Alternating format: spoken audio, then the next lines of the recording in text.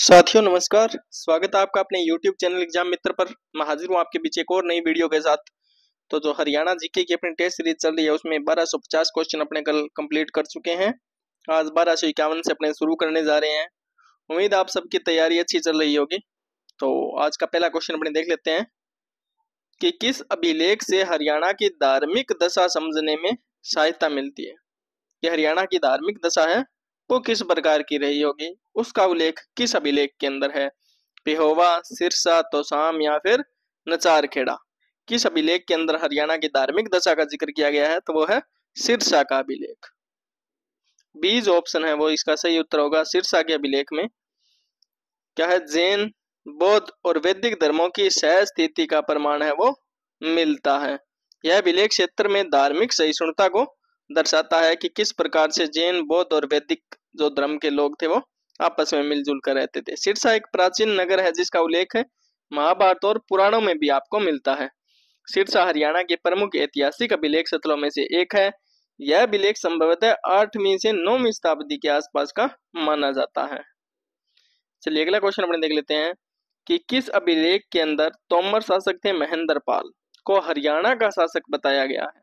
तोमर शासक रहे महेंद्रपाल, उनको हरियाणा का शासक किस अभिलेख के अंदर बताया गया है ये पूछा है। अपने ऑप्शन देख लेते हैं, सिरसा, पेहोवा, बिजोलिया या फिर अग्रोहा। तो किस अभिलेख में इसका जिक्र है तो वो है पेहोवा अभिलेख। बी ऑप्शन सही उत्तर होगा इसका। पेहोवा जो अभिलेख है वो 9वीं शताब्दी का है। कब का है? 9वीं शताब्दी का। यह तोमर वंश के शासन का प्रमाण आपको देता है, यानी 800 से लेकर के 900 के बीच का है, 9वीं शताब्दी का है। इसमें महेंद्रपाल को हरियाणा का क्या बताया गया? शासक बताया गया है। पेहोवा का धार्मिक और सांस्कृतिक महत्व भी इससे स्पष्ट होता है। यह अभिलेख है वो संस्कृत में और ब्राह्मी लिपि के अंदर लिखा गया है। अगला क्वेश्चन देख लेते हैं कि किस स्थान से प्राप्त टेबलेट यानी ईंट पर संगीत के साथ सुर अंकित हैं। तो किस स्थान से ये मिला है आप देख लेते हैं अपने ऑप्शन, अग्रोहा, हांसी, करनाल या फिर नौरंगाबाद। तो संगीत का जब जिक्र आएगा तो ये अग्रोहा से मिले हैं अपने को। कहां से मिले हैं? अग्रोहा से। ए जो है वो इसका सही उत्तर होगा, अग्रोहा से मिले हैं। अग्रोहा से प्राप्त टेबलेट पर सप्त सुर यानी 7 सुर अंकित हैं जो संगीत के विकास का प्रमाण है। यह भारत में संगीत शिक्षा की प्राचीन परंपरा को भी दर्शाता है। अग्रोहा है वो अग्रवाल समुदाय की प्राचीन राजधानी मानी जाती है। यहाँ से अन्य पुरातात्विक अवशेष जैसे सिक्के, मोहरें भी प्राप्त हुई है। जो योद्धे गणराज्य था उनका प्रभाव यहाँ रहा है। महाराजा अग्रसेन का प्रभाव है वो अग्रवाल से रहा है। यह स्थान है वो हिसार जिले के अंदर आता है। अगला क्वेश्चन देख लेते हैं कि किस अभिलेख में कुरुक्षेत्र को महातीर्थ की संज्ञा है वो दी गई है। कुरुक्षेत्र को महातीर्थ किस अभिलेख के अंदर बताया गया है। अपने ऑप्शन देख लेते हैं, करनाल, लाओस जो हिंद चीन का है, तोशाम या फिर पालम बावली। किस अभिलेख में कुरुक्षेत्र को महातीर्थ की संज्ञा दी गई है तो वो है लाओस, हिंद चीन। बी जो ऑप्शन है वो इसका सही उत्तर होगा। यह अभिलेख विदेशी है जो भारत के कुरुक्षेत्र को महातीर्थ बताता है। ये बड़ी बात है।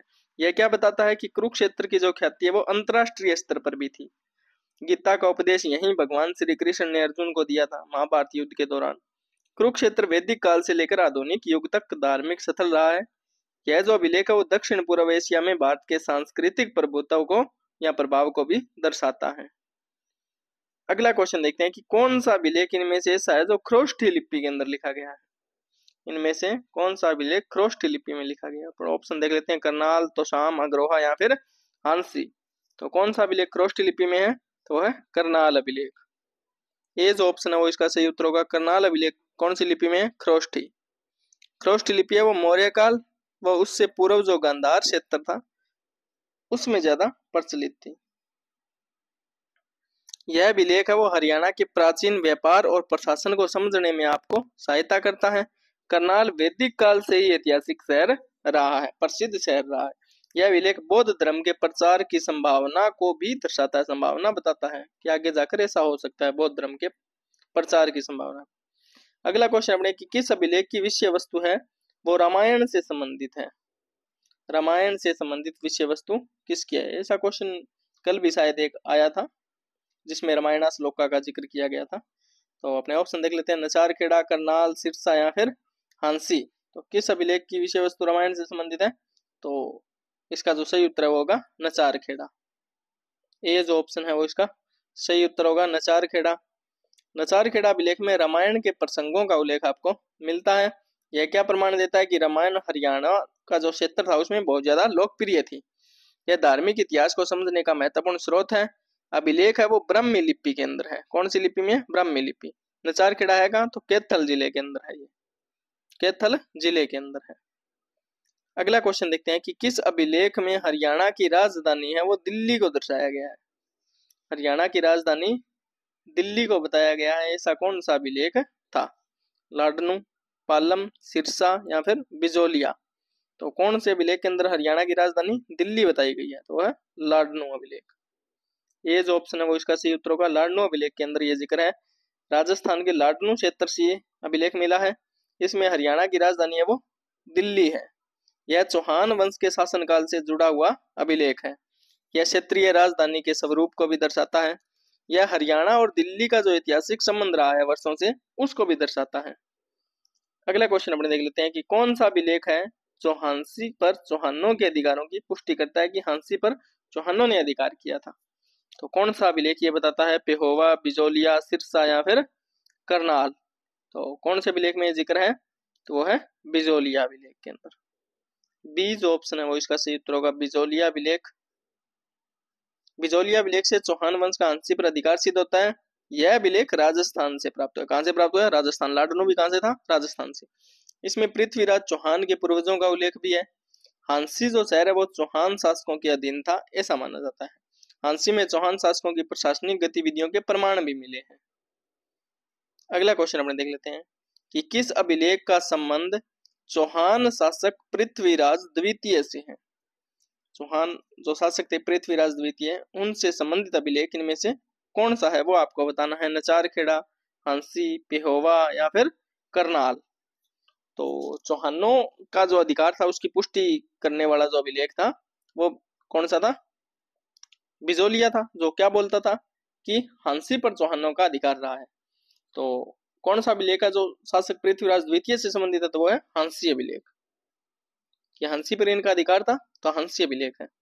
हांसी अभिलेख में पृथ्वीराज द्वितीय का नाम स्पष्ट रूप से मिलता है। यह अभिलेख वो चौहान वंश के शक्तिशाली शासन को भी दर्शाता है। हांसी उस समय प्रमुख सैन्य केंद्र था। यह स्थल अब कहाँ था? हिसार जिले में। पृथ्वीराज द्वितीय के काल में दिल्ली हरियाणा जो क्षेत्र था वो चौहानों के अधीन आता था। अगला क्वेश्चन अपने देख लेते हैं कि किस अभिलेख में हरियाणा को स्वर्ग बताया गया? हरियाणा को स्वर्ग, वास्तव में स्वर्ग है हरियाणा। तो किस अभिलेख के अंदर ये बताया गया है हरियाणा को स्वर्ग? पालम बावली अभिलेख, लाडनू, करनाल या फिर तोशाम। किस अभिलेख में ये बताया गया है? तो वह है पालम बावली अभिलेख के अंदर। ये जो ऑप्शन है वो इसका सही उत्तर होगा। इसमें क्या बताया गया? हरियाणा को स्वर्ग बताया गया है। यह अभिलेख दिल्ली के पालम क्षेत्र से मिला है। कहाँ है? दिल्ली के पालम क्षेत्र से। इसमें हरियाणा को क्या कहा गया? स्वर्ग। यह अभिलेख वो 1327 के अंदर मोहम्मद बिन तुगलक काल का है। यह दिल्ली और हरियाणा के ऐतिहासिक संबंध को मजबूत करता है। अभिलेख किसमें है? फारसी और संस्कृत के अंदर आपको यह अभिलेख मिलेगा। अगला क्वेश्चन देखते हैं कि 1328 के में प्राप्त किसके अभिलेख में हरियाणा को स्वर्ग कहा गया? तो अभिलेख था किसका ये पूछा है। तो अपने ऑप्शन देख लेते हैं, अलाउद्दीन खिलजी, गयासुद्दीन तुगलक, मोहम्मद बिन तुगलक या फिर फिरोज शाह तुगलक। तो किसका था ये अभिलेख? तो ये था मोहम्मद बिन तुगलक का। सी जो ऑप्शन है वो इसका सही उत्तर होगा, मोहम्मद बिन तुगलक। पालम बावली अभिलेख है ये जिसमें हरियाणा को स्वर्ग कहा गया। अभिलेख कब का? 1328 का है। मोहम्मद बिन तुगलक ने हरियाणा के महत्व को प्रशासनिक दृष्टि से भी समझा था। अभिलेख किसमें? फारसी भाषा में। दिल्ली सल्तनत के काल में हरियाणा को महत्वपूर्ण भौगोलिक स्थिति मिली थी। अगला क्वेश्चन देख लेते हैं कि कौन सा पहला अभिलेख है जिसमें दिल्ली और उसके आसपास के क्षेत्र को हरियाणा क्षेत्र कहा गया है? यानी दिल्ली और जो आसपास का क्षेत्र था उसको हरियाणा क्षेत्र बताया गया है। ऐसा पहला अभिलेख पूछा है, कौन सा था? करनाल अभिलेख, पालम बावली अभिलेख, हांसी अभिलेख या फिर पेहोवा अभिलेख। तो कौन सा था वो अभिलेख? तो ये भी था पालम बावली अभिलेख। बी ऑप्शन सही उत्तर होगा इसका। पालम बावली अभिलेख था, यह पहला ऐतिहासिक प्रमाण है जिसमें हरियाणा शब्द का उल्लेख आपको मिलता है। 1327-28 का ये अभिलेख है। कब का? मोहम्मद बिन तुगलक का। इस अभिलेख में क्षेत्रीय पहचान है वो स्थापित हुई हरियाणा की। पालम दिल्ली का एक ऐतिहासिक कस्बा है। अभिलेख से क्षेत्र की संस्कृति, वहां की भाषा और प्रशासनिक जो स्थिति थी उसको समझने में आपको मदद मिलती है। अगला क्वेश्चन देख लेते हैं कि प्राचीन शिव मंदिर का अभिलेख किस स्थान से मिला है जिसमें मौर्यन, देवनागरी और मूलीय लिपि के शब्द मिलते हैं। देखो, शिव मंदिर के अभिलेख तो कई स्थानों से मिले होंगे, लेकिन जिसमें मौर्यन, देवनागरी और मूलीय लिपि के शब्द आपको मिलते हैं, ये अभिलेख कौन सा है? तो करनाल, बहलोलपुर, हिसार, तोशाम या फिर सिरसा। तो कौन सा है इसका सही उत्तर? बहलोलपुर, करनाल। ए जो ऑप्शन है वो इसका सही उत्तर है। इसके अंदर क्या है? यह बहुभाषीय लिपि वाला दुर्लभ अभिलेख है। इसमें विभिन्न कालों की लिपियों के प्रयोग का प्रमाण आपको मिलता है। बहलोलपुर एक ऐतिहासिक गांव है जो कहाँ है? करनाल जिले के अंदर है। यह अभिलेख मंदिर निर्माण व धार्मिक कृत्य के प्रमाण देता है। पुरातात्विक दृष्टि से भी यह स्थल बहुत ही ज्यादा महत्वपूर्ण है। अगला क्वेश्चन अपने देख लेते हैं कि हरियाणा में विभिन्न स्थानों से प्राप्त सिक्कों को हम कितनी श्रेणियों में बांट सकते हैं? यानी अलग अलग स्थानों से जो सिक्के प्राप्त हुए हैं उनको आप कितनी कैटेगरी के अंदर बांट सकते हो? तो ऑप्शन देख लेते हैं, 3, 4, 5 या फिर 6। तो कितनी श्रेणी में बांट सकते हैं? 5 श्रेणी के अंदर बांट सकते हैं। सी जो ऑप्शन है वो इसका सही उत्तर होगा, 5 श्रेणी के अंदर बांट सकते हैं। तो हरियाणा में प्राप्त सिक्कों के काल व वंश के आधार पर आप इनको 5 श्रेणियों में बांटा गया है। इनमें कौन कौन सी है? अगर जनपद है, कुनिंद है, योद्धे है, कुषाण है और तोमर चौहान के सिक्के शामिल हैं। ये 5 थी। ये सिक्के हैं वो प्राचीन व्यापारिक गतिविधियों को दर्शाते हैं। सिक्कों से आर्थिक इतिहास की जानकारी भी मिलती है। तो हरियाणा का व्यापारिक व राजनीतिक महत्व इससे उजागर होता है। अगला क्वेश्चन देखते हैं कि अगर जनपद के जो सिक्के हैं वो कहाँ से मिले हैं? अगर जनपद के सिक्के कहाँ से मिले हैं? तो अपने ऑप्शन देख लेते हैं, हांसी, अग्रोहा, सिरसा, अग्रोहा, बरवाला, औरंगाबाद, पेहोवा, करनाल, जींद या फिर रोहतक, हिसार, महेंद्रगढ़। तो कहाँ से मिले हैं? अग्रोहा, बरवाला और औरंगाबाद से अगर जनपद के जो सिक्के हैं वो मिले हैं। तो अगर जनपद हरियाणा का एक प्राचीन गणराज्य था। सिक्कों से अग्रवाल समाज की उत्पत्ति और उनकी शासन प्रणाली की जानकारी अपने को मिलती है। अग्रोहा है वो हिसार जिले का प्राचीन स्थल है। सिक्कों में अगर जनपदस्य अंकित मिलता है, ये लिखा हुआ है अगर जनपदस्य। ये सिक्के किसके हैं? तांबे के हैं, जो 3वीं से 5वीं शताब्दी के बीच के हैं। किसके? अगर जनपद वाले। आगे हैं कुनिंद राज्य के जो सिक्के हैं वो इनमें से कहां से मिले हैं? पेहोवा, अग्रोहा, सूग, जगाधरी, बुढ़िया, करनाल, रोहतक, सिरसा या फिर अग्रोहा, बरवाला। तो कहां से ये मिले हैं? तो ये मिले हैं सूग, जगाधरी, बुढ़िया और करनाल। बी जो ऑप्शन है वो सही उत्तर होगा। कुनिंद जो गणराज्य है उनके सिक्के यहाँ से मिले हैं। कुनिंद गणराज्य हिमालय के तराई क्षेत्रों में फैला हुआ था।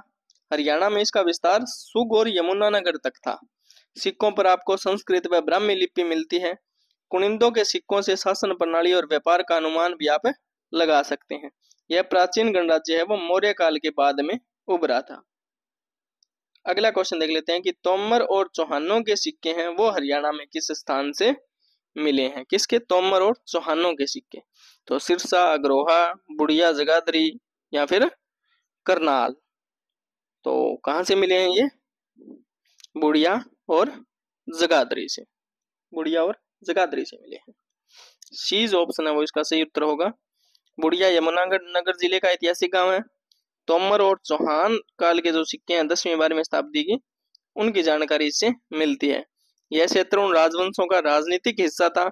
इन सिक्कों पर तोमर और पृथ्वीराज जैसे शब्द आपको मिलते हैं। पृथ्वीराज। सिक्के किसके हैं? चांदी व तांबे के बने हुए हैं। अगला क्वेश्चन देख लेते हैं कि हरियाणा में ज्यादातर किस धर्म से संबंधित मूर्तियां आपको मिलती है? ज्यादा मूर्तियां किस धर्म से संबंधित आपको मिलती है? जैन धर्म, बौद्ध धर्म, हिंदू धर्म या फिर इस्लाम धर्म। तो मूर्तियां किसकी ज्यादा मिलती है? तो है हिंदू धर्म की।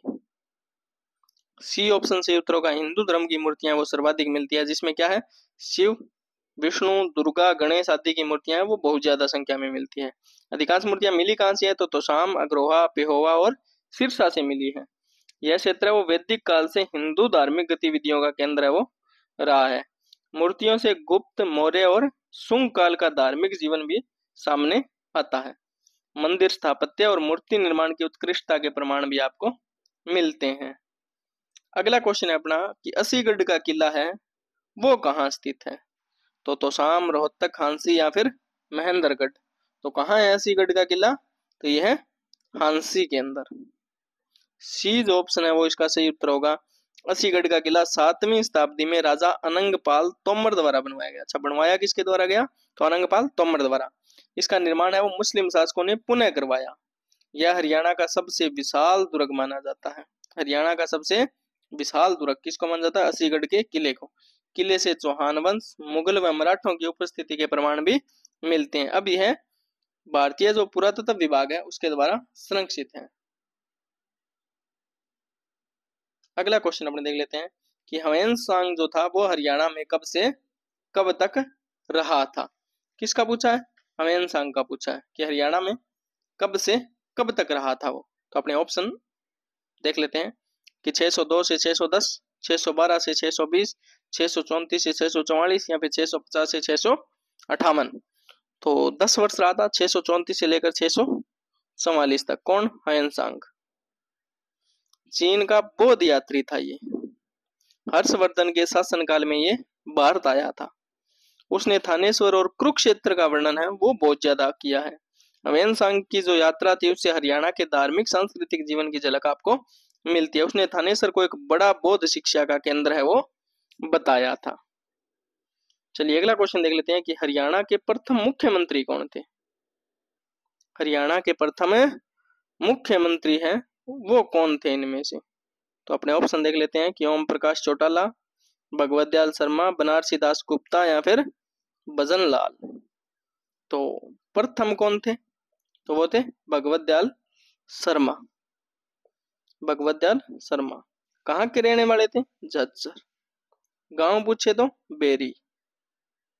झज्जर के बेरी गांव के रहने वाले थे। कौन? भगवत दयाल शर्मा। हरियाणा है वो 1 नवंबर 1966 को पंजाब से अलग हुआ था। भगवत दयाल शर्मा झज्जर से थे। वह कांग्रेस पार्टी से संबंधित थे। इनका कार्यकाल रहा था 1 नवंबर 1966 से लेकर के 23 मार्च 1967 तक। उन्होंने हरियाणा के प्रशासनिक ढांचे की नींव है वो रखी थी। प्रथम मुख्यमंत्री है वो बने थे। हरियाणा के पहले राज्यपाल कौन बने थे? हरियाणा के प्रथम राज्यपाल कौन बने थे? धनिकलाल मंडल, धर्मवीर सिंह, बलिराम भगत या फिर SMH बर्नी। तो इनमें से कौन बने थे? श्री धर्मवीर सिंह है वो हरियाणा के पहले राज्यपाल है वो बने थे। तो बी ऑप्शन सही उत्तर होगा। हरियाणा राज्य बनने पर पहली बार ये राज्यपाल नियुक्त हुए। इनका कार्यकाल 1 नवंबर 1966 से लेकर के 14 सितंबर 1967 तक रहा था। ये उत्तर प्रदेश से संबंध रखते थे। कहां से? उत्तर प्रदेश से। ये विशेष बात ध्यान रखनी है आपको। धर्मवीर एक वरिष्ठ राजनेता व नौकरशाह थे। इन्होंने हरियाणा में प्रशासनिक कार्यों की देखरेख की थी। अगला क्वेश्चन है कि हरियाणा की प्रथम विधानसभा अध्यक्ष है वो इनमें से कौन थी? प्रथम विधानसभा अध्यक्ष कौन थी? तो ऑप्शन देख लेते हैं। संतोष यादव, सुमित्रा महाजन, सन्नो देवी या फिर सुषमा स्वराज। कौन थी इसमें से? श्रीमती सन्नो देवी हरियाणा की पहली विधानसभा अध्यक्ष थी। भारत की भी पहली महिला विधानसभा अध्यक्ष भी थी। सन्नो देवी कांग्रेस पार्टी से थी। अंबाला से विधायक चुनी गई थी। उनका कार्यकाल 6 दिसंबर 1966 से लेकर के और 17 मार्च 1967 तक रहा था। उन्होंने महिलाओं के सामाजिक राजनीतिक सशक्तिकरण को बढ़ावा देने का कार्य है वो किया था। अगला क्वेश्चन है अपना कि हरियाणा के प्रथम पुरुष विधानसभा अध्यक्ष कौन थे? सीधा विधानसभा अध्यक्ष पूछे। श्रीमती सन्नो देवी महिला भी थी और भारत की भी पहली विधानसभा अध्यक्ष महिला विधानसभा अध्यक्ष थी सन्नो देवी। अब पूछा हरियाणा के प्रथम पुरुष विधानसभा अध्यक्ष कौन थे? कुलदीप शर्मा, राव वीरेंद्र सिंह, रणबीर महिंद्रा या फिर सतवीर सिंह। कौन थे इनमें से? श्री राव वीरेंद्र सिंह। कहां से संबंध रखते थे? रेवाड़ी से। तो बी जो ऑप्शन है वो इसका सही उत्तर होगा। राव वीरेंद्र सिंह हरियाणा के प्रमुख नेता भी थे और स्वतंत्रता सेनानी रहे थे। रेवाड़ी क्षेत्र से ताल्लुक रखते थे। वे बाद में हरियाणा के मुख्यमंत्री भी बनते हैं। उन्होंने हरियाणा की राजनीति में कई सुधार किए। वे पहले पुरुष अध्यक्ष थे जिन्होंने विधानसभा को स्थिरता दी थी, यानी लंबे समय तक चलाया था विधानसभा को। अगला क्वेश्चन अपना है कि हरियाणा की प्रथम महिला पर्वतारोही है वो इनमें से कौन थी। तो प्रथम चल रहा है, हरियाणा में प्रथम कौन था। तो प्रथम महिला पर्वतारोही पूछा है कि कौन सी थी हरियाणा की। तो बबीता फोगाट, संतोष यादव, अनुराधा चौधरी या फिर सुमन कौशिक, कौन थी इनमें से। संतोष यादव थी। ये भी कहां से संबंध रखती थी, रेवाड़ी से रखती थी। संतोष यादव पहली महिला पर्वतारोही, रेवाड़ी जिले की रहने वाली, 2 बार माउंट एवरेस्ट फतेह करने वाली विश्व की पहली महिला बनी थी। तो वो थी संतोष यादव। पहली बार 1992 और दूसरी बार 1993 में उन्होंने एवरेस्ट की चढ़ाई की थी। पद्मश्री से उन्हें सम्मानित किया गया था। वे भारतीय पर्वतारोहण संस्थान की सदस्य भी हैं। अगला क्वेश्चन अपने देख लेते हैं कि हरियाणा के पहले पुरुष पर्वतारोही कौन थे। पहले पर्वतारोही पूछे तो संतोष यादव, महिला पूछे तो भी संतोष यादव। पूछा है प्रथम पुरुष पर्वतारोही कौन थे। ओम प्रकाश सांगवान, रामलाल, जगदीश सैनी या फिर महेंद्र राठी। तो कौन थे इनमें से। तो वो थे रामलाल। कहां से संबंध रखते थे ये, फतेहाबाद से। फतेहाबाद से संबंध रखते थे रामलाल। फतेहाबाद जिले के निवासी थे। पर्वतारोहण में राष्ट्रीय पहचान उन्होंने बनाई। एवरेस्ट पर चढ़ाई करने वाले प्रारंभिक हरियाणवी पुरुषों में वे शामिल थे। उनके नाम पर्वतारोहण के कई रिकॉर्ड दर्ज हैं। वे राज्य में साहसिक खेलों के प्रेरणा स्रोत भी बने थे। अगला क्वेश्चन देख लेते हैं कि हरियाणा की पहली महिला विधायक कौन थी। हरियाणा की पहली महिला विधायक इनमें से कौन थी। संतोष यादव, स्नेहलता, सन्नो देवी या फिर पुष्पा डांडा। तो इनमें से कौन थी। तो वो थी श्रीमती स्नेहलता, जो 1967 के अंदर हिसार से विधायक चुनकर आती है। पहली महिला विधायक थी ये स्नेहलता। 1967 में हिसार से विधायक चुनी गई थी। महिलाओं के लिए राजनीति में आदर्श बनी थी। स्नेहलता समाज सेवा व महिला सशक्तिकरण से जुड़ी रही। स्वतंत्रता आंदोलन में भी सक्रिय भूमिका उन्होंने निभाई। उनके कार्यकाल ने महिलाओं को राजनीति से जोड़ने में अहम भूमिका है वो निभाई थी। अगला क्वेश्चन अपने देख लेते हैं कि हरियाणा के पहले चुनाव आयुक्त कौन हुए। पहले चुनाव आयुक्त हरियाणा के इनमें से कौन थे। ऑप्शन देख लेते हैं RL कपूर, JK दुग्गल, राम भगत सिंह या फिर अनिल शर्मा। तो कौन थे इनमें से। JK दुग्गल थे। हरियाणा के पहले चुनाव आयुक्त थे ये JK दुग्गल। 1966 में हरियाणा के पहले विधानसभा चुनाव की प्रक्रिया को इन्होंने संपन्न करवाया था। प्रशासनिक सेवाओं के अनुभवी अधिकारी थे ये। राज्य में स्वतंत्र और निष्पक्ष चुनाव प्रक्रिया की नींव इन्होंने रखी थी। चुनाव आयोग की व्यवस्था को सुव्यवस्थित करने का कार्य किसने किया था। JK दुग्गल ने। इनके कार्यकाल में मतदाता सूची और पोलिंग व्यवस्था है वो और भी ज्यादा सुदृढ़ हो गई थी। अगला क्वेश्चन अपने हैं कि हरियाणा के पहले एडवोकेट जनरल है वो इनमें से कौन थे। तो अपने ऑप्शन देख लेते हैं। आनंद स्वरूप, हरीश साल्वे, विनोद शर्मा या फिर धर्मवीर त्यागी। तो प्रथम एडवोकेट जनरल पूछा है तो कौन थे। आनंद स्वरूप, बाबू आनंद स्वरूप। ए जो ऑप्शन है वो इसका सही उत्तर होगा। एडवोकेट जनरल है वो राज्य का प्रमुख विधिक अधिकारी होता है। HG की पोस्ट होती है एडवोकेट जनरल, जो सरकार की तरफ से न्यायालय में पहुंचते हैं। आनंद स्वरूप ने राज्य के कानून विभाग की नींव रखी। संवैधानिक मामलों में सलाहकार रहे थे। उच्च न्यायालय में राज्य सरकार की तरफ से पैरवी करते थे। ये कार्य करते हैं, HG का कार्य होता है एडवोकेट जनरल का। विधिक ढांचे के निर्माण में इनका अहम योगदान भी रहा था। अगला क्वेश्चन अपना कि हरियाणा के पहले लोकायुक्त हैं वो कौन थे। हरियाणा के प्रथम लोकायुक्त इनमें से कौन थे। अजय सिंह, राकेश गुप्ता, प्रीतम पाल सिंह या फिर RC यादव। कौन थे पहले लोकायुक्त। तो वो थे प्रीतम पाल सिंह। सी जो ऑप्शन है वो इसका सही उत्तर होगा। प्रीतम पाल सिंह जी थे। लोकायुक्त भ्रष्टाचार की जांच करने वाली संस्था होती है। प्रीतम पाल सिंह हरियाणा के पहले लोकायुक्त बने थे। यह पद एक न्यायिक अधिकारी को दिया जाता है। उन्होंने कई बड़े मामलों की निष्पक्ष जांच की। लोकायुक्त की नियुक्ति कौन करता है। तो राज्यपाल द्वारा की जाती है। ये भी परीक्षा की दृष्टि से महत्वपूर्ण है कि लोकायुक्त की नियुक्ति कौन करता है। तो राज्यपाल करता है। तो ये थे आज के अपने 30 क्वेश्चन। उम्मीद है आप सबको वीडियो अच्छी लगी होगी। अगर वीडियो अच्छी लगी तो वीडियो को लाइक कीजिएगा, ज्यादा से ज्यादा कमेंट कीजिएगा, वीडियो को शेयर कीजिएगा और अभी तक चैनल को सब्सक्राइब नहीं किया है तो चैनल भी सब्सक्राइब कर लीजिएगा। कल मिलते हैं एक और नई वीडियो के साथ। तब तक के लिए जय हिंद, जय भारत।